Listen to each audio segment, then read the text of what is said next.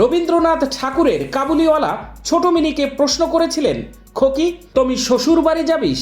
Mini সেই কথা শুনে লজ্জা পেয়েছিল। রশিদ খানদের আফগান বাহিনী প্রমাণ করেছে যে তারা আর বিশ্ব ক্রিকেটে খোকি নয়, লজ্জার কারণও নয়। আফগান ক্রিকেটে কাবুলিওয়ালার দিন শেষ। ধাপে ধাপে তারা উঠে এসেছে সেরাদের তালিকায়। একদিনের বিশ্বকাপে সেমিফাইনালে ওঠার দৌড় থেকে অল্পের জন্য ছিটকে গিয়েছিল আফগানিস্তান, কিন্তু সেবার ইংল্যান্ড এবং পাকিস্তানকে হারিয়ে রশিদ খানেরা বুঝিয়ে দিয়েছিলেন আর তাদের হালকাভাবে নেওয়া যাবে না। এবারের টি-20 বিশ্বকাপে গ্রুপ পর্বে নিউজিল্যান্ডকে হারিয়ে দেয় আফগানিস্তান। তারপর সুপার 8-এ অস্ট্রেলিয়া এবং বাংলাদেশকে হারিয়ে যোগ্য দল হিসেবেই সেমিফাইনালের জায়গা পাকা করে নিয়েছে রশিদেরা। সেমিফাইনালে উঠে আফগান অধিনায়ক রশিদ ধন্যবাদ দিয়েছেন ব্রায়ান লারাকে।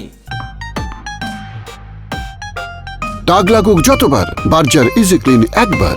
নবীনুল হকের বলে মুস্তাফিজুর রহমান আউট হতেই আনন্দে আত্মহারা হয়ে যায় আফগান ক্রিকেটাররা। কেউ কেউ কেঁদে ফেলেন। প্রথমবার বিশ্বকাপের সেমিফাইনালে ওঠার জন্য রশিদেরা কতটা মরিয়া ছিলেন তা বোঝা যাচ্ছিল ওই উদযাপন থেকেই। রশিদদের জয়ে আফগানিস্তানের রাস্তায় নেমে আসে সমর্থকেরা, উল্লাসে মেতে ওঠে তারা। মাঠ থেকে হোটেলে ফেরার সময় উৎসবে মেতে ওঠেন ক্রিকেটাররাও। সেই ভিডিও পোস্ট করেছেন মোহাম্মদ নাবি। আফগান ক্রিকেটারদের বাসের মধ্যে নাচতে দেখা যায়। আফগান দলের বোলিং পরামর্শদাতা ডোয়েন ব্রাভোর গান চ্যাম্পিয়ন গাইতে শোনা যায় গুলবাদিনদের।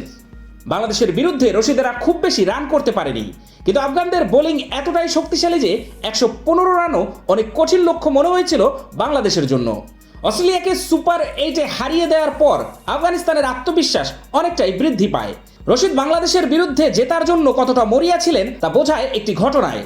আফগানিস্তানের ইনিংসের শেষ ওভার চলছে তখন। রশিদের সঙ্গে ব্যাট করছিলেন করিম জানাত।